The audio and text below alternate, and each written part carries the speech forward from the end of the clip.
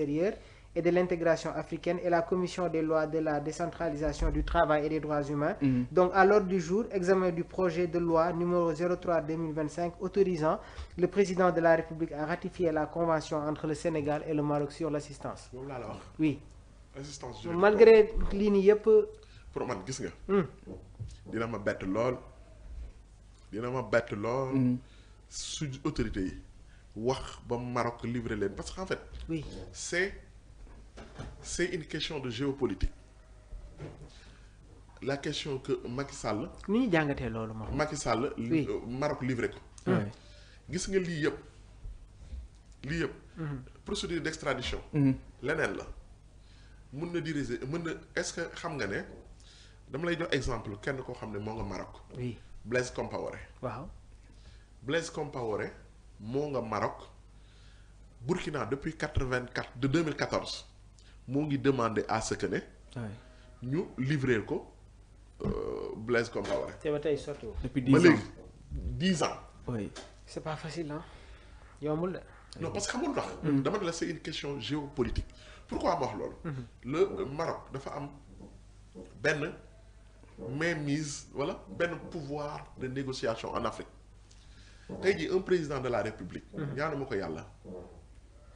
yow pour yow nga yaakaar ne Macky Sall ba muy dem Maroc il n'a pas négocié avec le royaume chérifien. pour amay garantie. non il a eu des garanties de. dama ne la. un président de la République du gëmm di mbëkk. gëmm dóor. du gëmm dóor président du ko def. oui. gëmm rek dóor dem Maroc. non non le président a eu des garanties. te xam nga lu tax loolu. pourquoi Maroc du ko joxe. déglu ma de. oui. tey jii ñaanu ma ko yàlla bu ñu demee ba benn moment. ñu am un président boo xam ne dafa bañ na du pour quitter le pouvoir. y a des pays comme le Maroc. mën a dugg en négociation. bu ñuy dugg en négociation xam nga lan ban gaa parce que un président de parfois pour mu dem. Embalo mii nga xam ne nee na dàq na CEDEAO. xam nga lan la ñuy négocier ay garanties. parce que président yu ëpp en Afrique bëgguñu dem ñu leen di topp. la première règle de la négociation mooy les garanties ban garantie laa bu mu am boo demee kenn du ma def dara. il se protège il protège sa famille. Oui. Maroc bu ñëwee di négocier avec le président qu'est-ce qu'il va dire je te donne des garanties. tey jii Maroc si toutefois Maroc livrer le président Macky Sall bu boobaa benn président de la République dootul demati Maroc. Et il y a les intérêts aussi. Oui. c'est vrai. parce que xam nga parfois état yi. amuñu ay kii rek de amuñu ay xarit de ay intérêt lañu am. gis nga ñu gën a bëri. dañuy négocier tey jii surtout le problème de Sahara ak Mali ak Maroc. yu bëri dañ koy accepter parce que xam nañ ne Maroc c'est une terre d'accueil moo tax yu bëri te ban image la le royaume chérifien. Maroc di jox yeneen présidents yi bu fekkee ñoom dañoo livrer Macky Sall mais Maroc li leen Macky Sall jox ci ay marché au Sénégal. ñi mu ko jox Maroc Turquie. France. ñetti ñooñu li ñu am marché ci Sénégal ci nguuru Macky. keneen amu ko.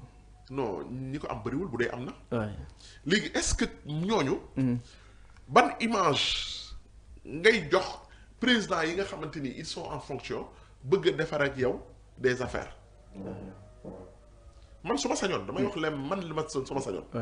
su ma sañoon Macky Sall yoon déglu ko parce que y a beaucoup de choses yoo xam ne Macky Sall moo ko mën a leeral. war na leer aussi. man su ma sañoon. mais man je fais une analyse sur la réalité. li nekk li am. tey jii procédure d'extradition de Macky rek. ça va durer des années. kon du gaaw comme ni ko nit ñi fogee dem rek jëli indi jugé. demeewul noonu de.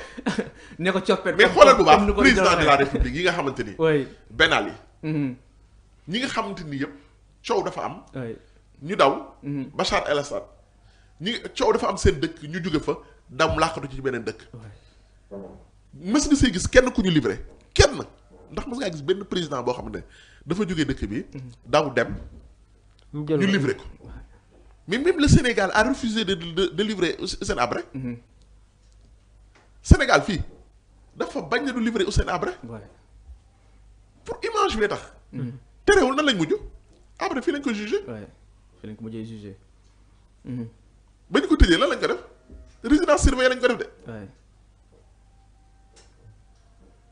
juste pour te dire que. c'est compliqué alors. c'est très compliqué. oui kon coppet bu gars yi doon yaakaar que day yomb rek dem jëlee ko Maroc indi ko jugé ko. ah nañ xaar nañu man de lii sama yaakaar xalaat rek laa wax. oui et l'avenir nag est le meilleur juge. ne coppet Macky Sall Maroc. oui na ko pëyëx Sénégal. du yombee noonu. ku ko yombali da ngaa xamul da ngaa xamul géopolitique ak relation internationale. oui alors pour avancer un peu dans le débat dañuy démarrer. te ba léegi fu muy ju Macky Sall. oui mais il garde la sympathie des occidentaux ah. occidentaux yi ba léegi nii ñoom Macky Sall dañ koy trouver comme un interlocuteur. oui gis nañu fan yëpp moo ngi génn di am si muy. ngay dem muy gis ak saa yi Sénégal nag nañoo xam ne parfois nag ñun ñii ñëpp bëgg am na lu ñu bëgg de mais nañ def attention nañu xam tamit le du yomb de. du yomb pour ne pas dire même ce sera impossible ah. non ce sera impossible. gis nga un président de la République pour man loolu moo tax pour man gis nga la loi elle est faite depuis le début pour dire vrai depuis 1960. Les présidents se sont succédés ont renforcé leur pouvoir pour que bu ñu paree kenn du leen mën a topp. mën a protéger seen ginnaaw. C'était le cas avec Senghor. Senghor Mamadou Dia il a mis tous les pouvoirs entre les mains du président de la République. Après la crise.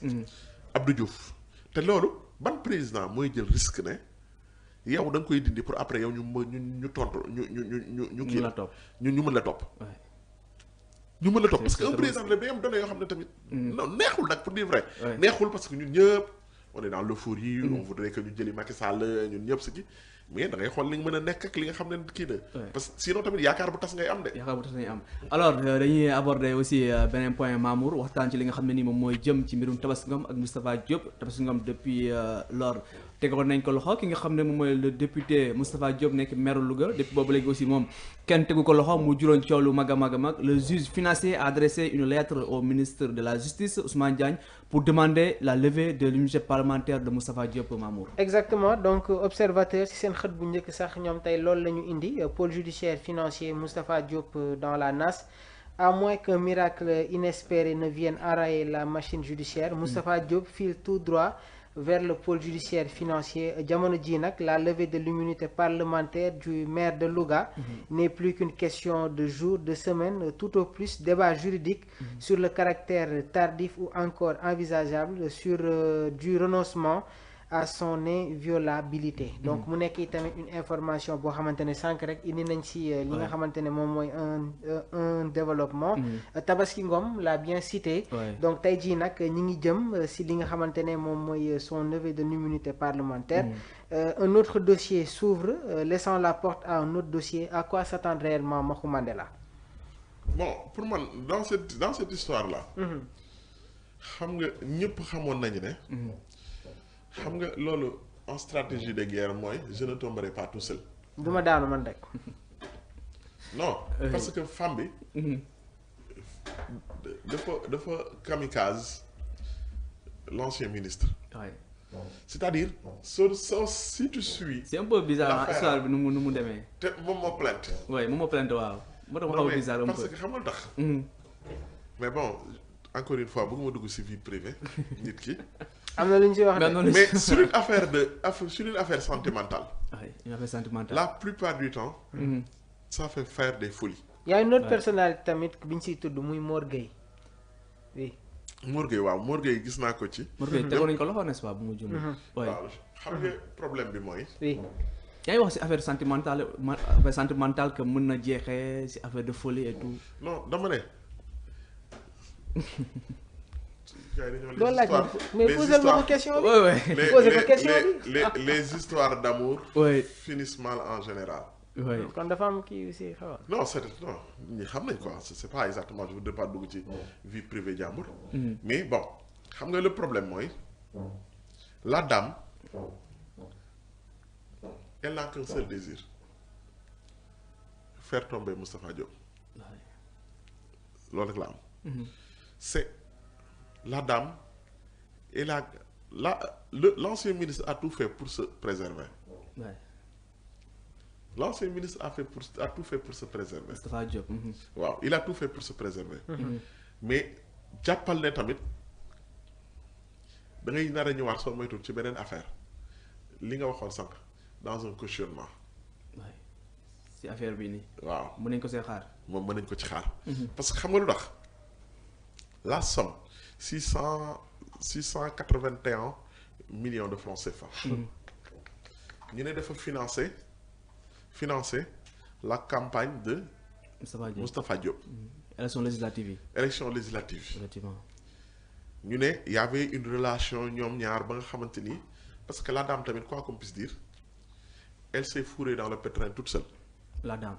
waaw c'est ça elle s'est fourrée dans le pétrin toute seule maanaam moom. moom mooy signé pour génne xaalis.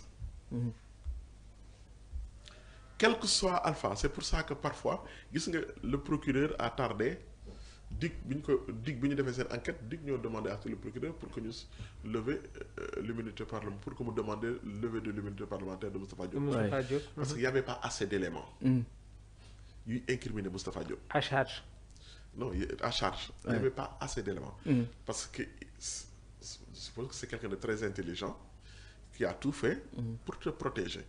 Mais n'empêche dafa am loo xamante ni dans ce cas de figure là am na histoire nu muy demee loo xam ne yoon rek moo ko mën a leeral.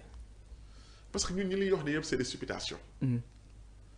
On essaie d'analyser avec les graines d'information qu'on a. Mais li ci dikk am. moo rëy moo gën a rëy lépp. te ñoom ñoo ko mën a leeral. devant le juge nag. mais xam naa ne. La dame moom sa stratégie de guerre mooy je ne tomberai pas toute seule je ne tomberai pas sans Moustapha Diop. léegi nag lan moo indil la dame am autant de haine contre Moustapha Diop ba ne moom buy tomber ñoom ñaar ñëpp ñooy tomber ça c'est des questions à se poser. mais n'empêche la dame du ngaaka. Tabaski Ngom. Tabaski Ngom du ngaaka. non mais en fait. xam na finance. bu demee bay signé di génne xaalis. moom xam ne sa responsabilité est engagée. xam na ne sa responsabilité est engagée. professionnel la léegi nag soo demee ba nga xam ne quand le vin est tiré il faut le boire. te ragal naa moom mu tëdd te Moustapha Diop mu tëdd ah bon ragal naa ko de parce que en fait génne. mais bon il faut tamit être honnête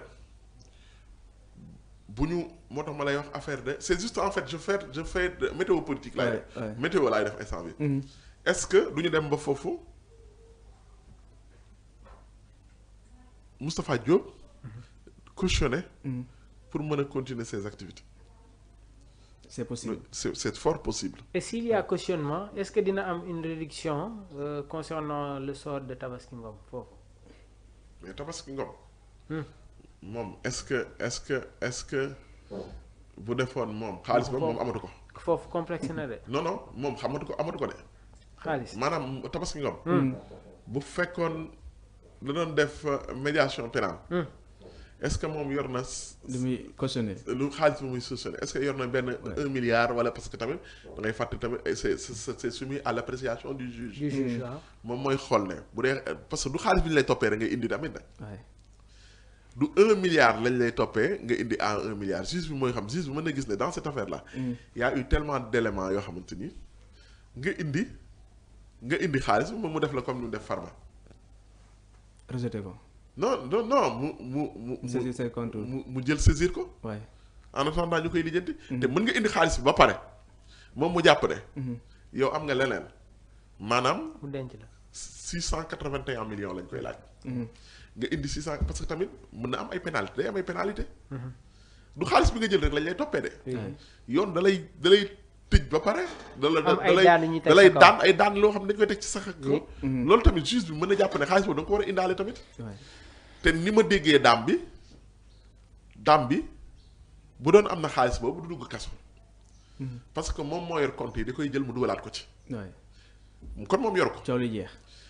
bu dee nag xaalis bi dañ ciy topp parce que foog nga justifier que ne. Moustapha Diop jot na xaalis boobu yëpp. y a eu un chèque bi am na y a eu un chèque mais est-ce que xaalis boobu jot na ko moom est-ce que comprendre nga est-ce que Moustapha Diop jot na xaalis boobu noonu bu dee jot na ko moom rek moo ko jël est-ce que dafa parce que parfois bu ñuy daan nit dara bu ñuy daan ci benn xaalis ba leen war a fay dañ leen koy daan solidairement. donc la traçabilité peut être l'objet de droit. Traçabilité de l'argent. Oui. Est-ce que Moustapha parce que déjà juge bi foofu lay xool. Est-ce que Moustapha Diop jot na xaalis bi te il faut des preuves que jot na xaalis bi. parfois. di nga xam dara sa intuition di la wax ne kii rek jël na xaalis bi. mais amoo preuve bu ko étayé. loolu tamit c'est vraiment à prendre en considération. donc même après gannaaw ba ñu évoqué tey jii nii que dinañ dindi maanaam kiiraayu. le Sieur Diop. donc Tabaski Ngom tamit war na am les.